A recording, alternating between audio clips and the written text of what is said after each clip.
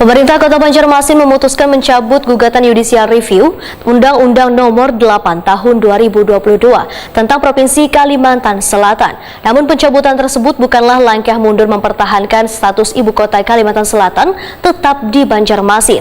Dicabutnya gugatan Judicial Review merupakan sebuah langkah taktis dalam upaya mempertahankan ibu kota, yaitu melalui mekanisme Permendagri Nomor 30 Tahun 2012. Pemerintah Kota Banjarmasin memutuskan mencabut gugatan Judicial Review terhadap Undang-Undang Nomor 8 Tahun 2022 tentang Provinsi Kalimantan Selatan. Namun pencabutan tersebut bukannya langkah mundur mempertahankan status ibu kota Kalimantan Selatan tetap di Banjarmasin. Kepala Bagian Hukum Setda Banjarmasin Jepri Pransa Waitakuni Prima TV jelang tengah hari Selasa 4 Oktober 2022 memadahkan dicabutnya gugatan Judicial Review merupakan sebuah langkah taktis dalam upaya mempertahankan ibu kota, yaitu melalui mekanisme Permendagri Nomor 30 Tahun 2012. Menurut Jepri Pransa, penyampaian gugatan yang dilakukan oleh 3 pemohon baik dari Polkot, Kadin, Wan Pemko Banjarmasin memiliki dalil yang hampir sama, bahkan sama-sama memiliki legal standing yang kuat untuk mengajukan permohonan gugatan tersebut. Gugatan yang kan ada perkara 58, 59, 60. Ya. 60 punya Pemko. 58, 59 punya Polkot dan apa itu satu ini? Kadin. Ya. Kami secara dalil apa yang diajukan oleh Pemko maupun yang diajukan oleh permohonan 58, 59. Ya. Dalilnya kurang lebih sama. Kemudian dari sisi legal standing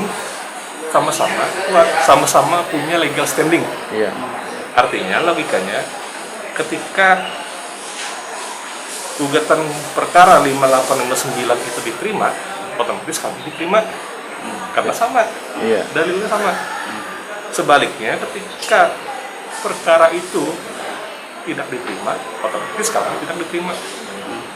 Logikanya seperti itu kan? Nah, makanya penarikan kami itu karena ada langkah lain. Anggaplah ternyata kemungkinan terburuk dan betul terjadi gugatan kita tidak diterima, kami bisa mengambil langkah mengembalikan ibu kota dengan mekanisme Permendagri 30 tahun 2012.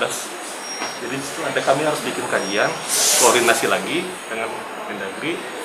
Itu upaya terakhir kami untuk mengembalikan ibu kota. Itu ada langkahnya. Jepri Pransa menambahkan, di dalam Permendagri Nomor 30 Tahun 2012, salah satunya disebutkan bahwa status ibu kota masih bisa dilakukan melalui ketetapan Menteri Dalam Negeri. Namun pemerintah kota, ujar Jepri Pransa, harus memulai kembali proses tersebut dengan melakukan berbagai kajian serta koordinasi bersama pihak Kemendagri agar ketetapan status ibu kota Provinsi Kalimantan Selatan masih tetap di Banjarmasin. Jepri Pransa menegaskan, pemerintah kota bukannya mundur dari upaya mempertahankan ibu kota, tapi hanya berganti jalur dalam memperjuangkannya. Di Permendagri 30 2012, jadi ada mekanisme, jadi kita justru mengambil mekanisme PP. Kan ada yang diperdebatkan, pemindahan ibu kota cukup dengan PP, mekanisme itu yang kami pakai. Ini sudah dijalankan apa untuk itu? Kami lagi pengumpulan data. Jadi tadi kami sudah koordinasi dengan Bapeda untuk kajian struktur geografis, kemudian kajian kemiringan ruang, kemiringan tanah, ada macam-macam. Ini sudah koordinasi awalnya? Ya, sudah koordinasi. Berarti mau ditahu. Ada jangka waktu kah itu, Pak? Enggak. Proses itu. Tapi kami coba secepatnya. Jadi ada tentang waktu enggak ada diatur. Kami tidak terlihat di situ SOP-nya berapa. Tapi mungkin perlu juga kita cari tahu.